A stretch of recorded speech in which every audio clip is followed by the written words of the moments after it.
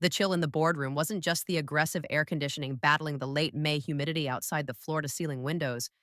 It emanated, sharp and palpable, from the woman seated at the head of the immense polished obsidian table, Victoria Willpower. Her name, inherited through a marriage decades ago but now synonymous solely with her own formidable presence, was less a label and more a statement of fact. At 72, her posture remained ramrod straight, spine defying gravity and age with the same steely determination that had built Willpower Enterprises from her late husband's respectable, if somewhat staid, manufacturing firm into a sprawling global conglomerate. Her hair, once a fiery auburn that matched her temperament, was now a meticulously coiffed silver helmet, framing a face that time had etched but not softened. Sharp, intelligent eyes, the color of glacial ice, swept across the assembled executives, a collection of expensive suits and anxious expressions. Not a single person dared meet her gaze for more than a fleeting second. Her presence commanded not just attention, but a kind of fearful reverence. The silence in the room was absolute, broken only by the almost imperceptible rustle of papers held in trembling hands and the distant hum of New York City far below the penthouse suite. Victoria tapped a perfectly manicured, blood-red fingernail against the tablet screen before her. The sound, though soft, echoed like a gunshot in the tense quiet. The quarterly projections for the Argentis acquisition. She began, her voice low, but carrying an unmistakable authority that needed no amplification, are disappointing. She let the word hang in the air, heavy and accusatory. Disappointing, she repeated, her gaze finally settling on Marcus Thorne, the head of mergers and acquisitions, a man known for his ruthless negotiation tactics everywhere except in this room. Thorne visibly paled, his carefully cultivated tan doing little to hide the sudden sheen of sweat on his forehead. Mrs. Willpower, Thorne began, his voice slightly hoarse. The geopolitical instability in the region, unforeseen regulatory hurdles, market volatility. Victoria raised a single imperious eyebrow. The gesture was enough to cut him off mid-excuse. Unforeseen? She queried, the single word laced with contempt. Mr. Thorne, Willpower Enterprises does not deal in the unforeseen. We anticipate, we strategize, we dominate. That is the legacy I have built. That is the standard I expect. Volatility is not an excuse. It is an opportunity for the prepared. Were we not prepared? Her gaze swept the room again, daring anyone to contradict her. No one did. This was Victoria's domain, her empire forged through sheer force of personality, shrewd maneuvering, and an almost terrifying refusal to accept defeat. The obsidian table, the panoramic city views, the hushed deference of her top executives, it was all testament to her indomitable will. The Willpower name, emblazoned on skyscrapers, shipping containers, and cutting-edge tech labs across continents, seemed an extension of her very being. Absolute, unyielding, permanent. But even walls as high and imposing as those surrounding Victoria Willpower's empire could not entirely silence the whispers that slithered through the corridors of power, echoed in hushed tones at exclusive galas, and occasionally surfaced in the less reputable corners of the financial press. Whispers of the past, cracks in the seemingly flawless facade, failed habits, cloaked in the language of business and society. There was the infamous Eurotech debacle nearly 15 years ago, a disastrous hostile takeover attempt that had cost the company billions and tarnished its image, a rare public misstep attributed to overly aggressive expansion, but rumored to be driven by Victoria's personal vendetta against Eurotech's CEO. Then, closer to home, the string of broken engagements surrounding her eldest son, Alistair. Handsome, charming, yet seemingly incapable of reaching the altar, each failed union dissolving amidst quiet scandals and expensive settlements. Victoria had handled each instance with ruthless efficiency, silencing the press and managing the fallout, but the pattern was noted in certain circles.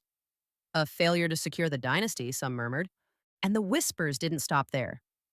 Rumors of projects abruptly canceled despite significant investment, partnerships dissolved without explanation, executives dismissed overnight, all attributed to Victoria's exacting standards, but hinting at a deeper instability, a fear of repeating past mistakes, perhaps?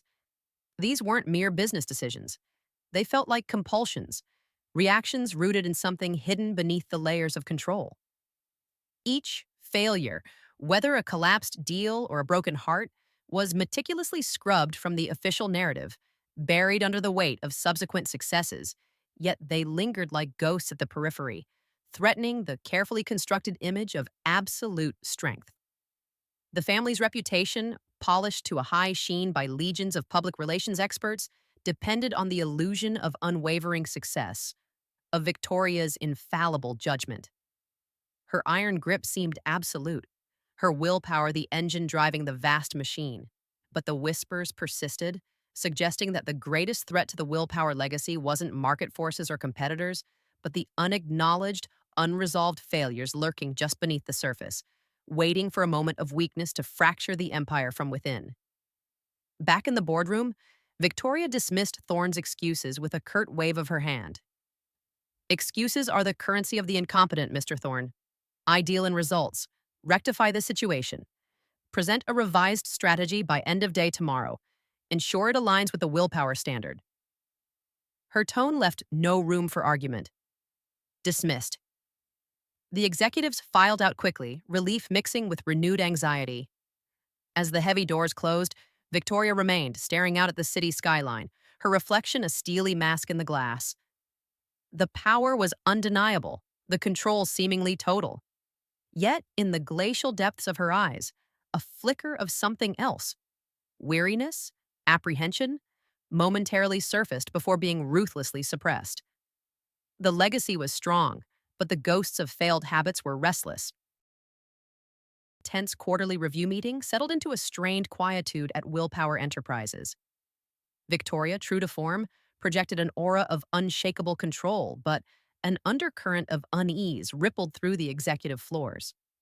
Marcus Thorne, looking perpetually haunted, was seen entering and exiting Victoria's office with alarming frequency, his usual swagger replaced by a nervous deference. It was into this charged atmosphere that Julian Method arrived, not with a bang, but with the quiet confidence of someone who knows they hold the key to a locked room. His entrance wasn't announced with the usual fanfare reserved for high-level consultants.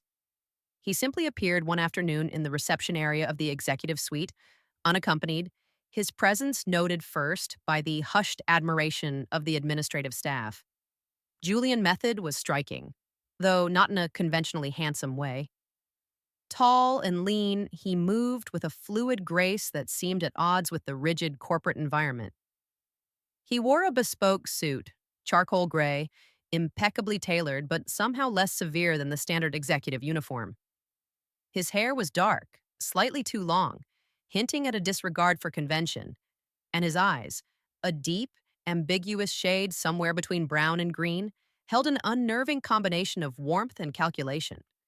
He smiled easily, a disarming expression that didn't quite reach his eyes, leaving one with the impression of observing a performance, albeit a masterful one. He requested a meeting with Mrs. Willpower using no title for himself, simply stating his name as if it alone should grant him access. The executive assistant, flustered by his unexpected arrival and unusual charisma, relayed the request. Surprisingly, Victoria agreed to see him almost immediately, a departure from her usually impenetrable schedule. Julian Method entered Victoria's vast office, the space designed to intimidate with its scale and stark modernity. He paused just inside the door, taking in the panoramic view, the imposing desk, and Victoria herself, seated behind it like a monarch on her throne. He didn't seem intimidated. Instead, he offered a slight inclination of his head, a gesture of respect that somehow felt like an assessment. Mrs. Willpower, he began, his voice smooth and modulated, carrying easily across the room. Thank you for seeing me on such short notice. Julian Method? He didn't offer a handshake, instead clasping his hands loosely behind his back. Victoria regarded him coolly, her glacial eyes appraising him. Mr. Method, your reputation precedes you, though the specifics are elusive. Consultants typically arrive with presentations and proposals. You arrive alone. Julian smiled that enigmatic smile again. My work is often best understood through conversation, Mrs. Willpower, not slideshows. I believe Willpower Enterprises is facing certain inefficiencies, not due to a lack of strength or vision, he added, subtly acknowledging her known attributes, but perhaps due to entrenched systems, habits, if you will, on an organizational scale. Victoria stiffened slightly at the word habits, perhaps recalling the whispers of past failures. Willpower Enterprises is the most efficient conglomerate of its size in the world, Mr. Method. Our success is built on discipline and control. And immense willpower, undoubtedly, Julian conceded smoothly. Yours, primarily. But even the strongest will can be hampered by a flawed methodology. Imagine trying to build a skyscraper with sheer determination but faulty blueprints. The effort is admirable, the willpower immense, but the structure is compromised from the foundation. He gestured towards the city skyline. Your empire is magnificent, but I believe there are hidden stresses, inefficient pathways, legacy processes, the organizational equivalent of faulty blueprints that consume resources and create vulnerabilities. It's not about forcing things through sheer will. It's about understanding the underlying mechanics, the cues and routines of the organization itself, and subtly redesigning the method to achieve the desired results more effortlessly. His words were carefully chosen, respectful, yet subtly challenging. He wasn't criticizing Victoria directly. He was criticizing the process, the system.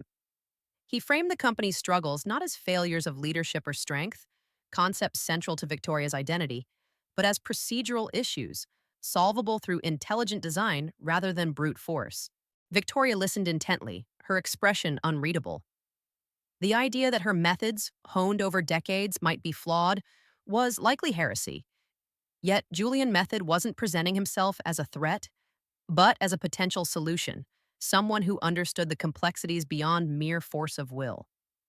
He spoke of optimizing, streamlining, understanding the psychology of the organization. You claim to know the secrets to our struggles? Victoria asked, her voice dangerously soft. I claim to understand the patterns, Mrs. Willpower, Julian corrected gently. The hidden currents that dictate flow. Sometimes the biggest obstacles aren't the ones you fight head on, but the ones you don't even see. I help organizations see them, and then I help them redesign the flow. He paused, letting his words sink in. My approach is counterintuitive to some. It focuses less on exerting will and more on shaping the environment in which that will operates. He left soon after, leaving behind a proposal.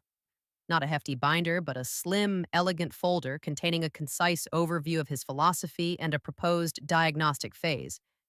He hadn't pushed, hadn't demanded. He had simply presented an alternative perspective, planting a seed of doubt about the infallibility of willpower alone.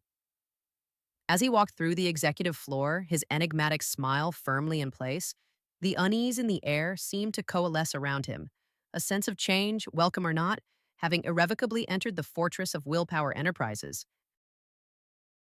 Julian Method's presence began to subtly permeate the Willpower Mansion and the corporate headquarters, like an invisible, odorless gas. He wasn't overtly disruptive.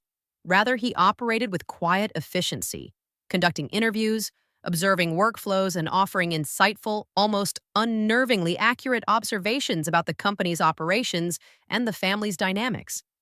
His charm remained potent, disarming junior executives and even eliciting grudging respect from some senior staff. Victoria watched him, her expression carefully neutral, allowing him the access he requested for his diagnostic phase. Yet, beneath the surface calm, new currents of intrigue began to flow, centered not on Julian directly, but on Victoria's own children. Alistair Willpower, the eldest son and heir apparent, despite his string of broken engagements casting a shadow over his suitability, seemed more restless than usual. Known for his easy charm, a trait some said he shared with Julian Method, though Alistair's felt less calculated, and a penchant for fast cars and fleeting passions, he now moved through the family estate with a newfound intensity. His younger sister, Eleanor, the sharp-witted, pragmatic head of the Willpower Foundation, who usually maintained a cool distance from the corporate drama, also seemed preoccupied, her gaze often distant, her phone buzzing with discreet notifications she attended to immediately. The meetings began subtly. At first, they might have been dismissed as coincidence. Alistair and Eleanor seen conferring quietly in the vast, underused library of the mansion late one evening. A hushed conversation in a secluded alcove during a charity gala. A shared ride back from a corporate event where they sat in silence, communicating more through tense glances than words. But soon, a pattern emerged, linked by peculiar, almost imperceptible signals. A specific antique silver locket Eleanor always wore would be clasped shut one day, open the next, a seemingly innocuous detail. Except it coincided with Alistair abruptly canceling plans and disappearing for several hours. On other occasions, a rare orchid in the mansion's conservatory, usually pristine white, would be found with a single, deliberate smudge of soil on one petal, shortly after which both siblings would find reasons to be simultaneously unavailable, their official schedules suddenly conflicting. These weren't casual chats. They were clandestine rendezvous. They met in the old, disused stable block at the edge of the sprawling estate, the scent of decaying leather and hay masking their hushed voices. Or sometimes in a private room at an obscure downtown art gallery Eleanor patronized, the abstract sculptures silent witnesses to their urgent whispers. The locations were chosen for privacy, the timing dictated by the hidden cues. What were they discussing? From fragments overheard by inadvertently nearby staff, a worried mention of the Argenti's fallout, Eleanor's sharp retort about unacceptable risks, Alistair's frustrated sigh about mother's methods. It was clear their conversations revolved around the family business and their mother's leadership. But the secrecy, the coded signals, suggested something more than typical sibling commiseration or business strategy. Were they plotting against Victoria, perhaps emboldened by Julian Method's subtle undermining of her authority? Was Alistair finally making a play for control with Eleanor as his reluctant ally? Or were they reacting to a threat only they perceived, triggered by Julian's presence or something unearthed during his diagnostic? The ambiguity hung heavy in the air. The hidden cues continued. A specific book left open on a specific page in the library, a particular piece of classical music drifting from Eleanor's office at an odd hour, each signal triggering another furtive meeting, deepening the mystery. Someone was pulling strings, orchestrating these routines, but whether it was the siblings themselves, Julian Method manipulating them, or an entirely unknown player remained dangerously unclear. The discovery wasn't made through corporate channels or forensic accounting, but through a seemingly unrelated incident. Alistair pursuing one of his fleeting passions, this time vintage sports cars, attempted to make an extravagant purchase, far exceeding his usual generous yet carefully monitored allowance. When the transaction was flagged by the family's private bank for exceeding limits, Alistair reacted with uncharacteristic fury, insisting the funds should be available, referencing an account number the bank had no record of under his name. Intrigued and slightly alarmed by Alistair's vehemence and the unfamiliar account details, the usually discreet bank manager felt compelled to escalate the matter, not to Victoria directly, but to Eleanor, whose role at the foundation often involved navigating complex financial structures. Eleanor, already on edge due to her secret meetings with Alistair, launched a quiet, meticulous investigation, leveraging her own financial acumen and trusted contacts. What she uncovered sent a chill down her spine. The account Alistair had referenced was real, held offshore under a shell corporation with impenetrable layers of anonymity. More disturbingly, it wasn't dormant or modestly funded. It was incredibly active, with vast sums flowing in and out. The source of the incoming funds was obscured through a labyrinth of transfers, but the outgoing payments painted a vivid picture. Exorbitant spending sprees at luxury boutiques in Paris and Milan, leases on opulent apartments in cities the family had no official business in, payments to exclusive, high-stakes gambling dens, and large, untraceable cash withdrawals. This wasn't just extravagant spending. It was a shadow life funded by a river of dark money. It was the kind of spending that spoke of immense satisfaction, of desires indulged without consequence, the ultimate hidden reward. But whose reward? It clearly wasn't Victoria's. Her discipline was legendary, her personal tastes expensive, but never ostentatious or reckless. It wasn't Alastair's primary account, though he clearly knew of its existence and felt entitled to its funds. Eleanor confirmed the account wasn't linked to her or any other known family member. Someone was benefiting immensely from the turmoil and inefficiencies within the Willpower empire, siphoning off resources or perhaps being paid for services rendered in the shadows. Who had the access, the knowledge, and the audacity to establish such a system? Suspicion, insidious and immediate, turned towards Julian Method. He had arrived promising to understand the hidden currents and inefficiencies. He had unparalleled access, granted by Victoria herself, to the company's inner workings during his diagnostic phase. His charm was disarming, his background deliberately vague. Could his talk of flawed systems and organizational psychology be a smokescreen for identifying and exploiting financial loopholes? Was he the one pulling the strings behind the scenes, rewarding himself handsomely while subtly manipulating the family dynamics? Eleanor found circumstantial links. The timing of certain large deposits into the secret account coincided loosely with key phases of Julian's consultancy. Some outgoing payments were traced to cities Julian had recently visited, citing her search for his diagnostic report. It wasn't concrete proof, but the pattern was deeply unsettling.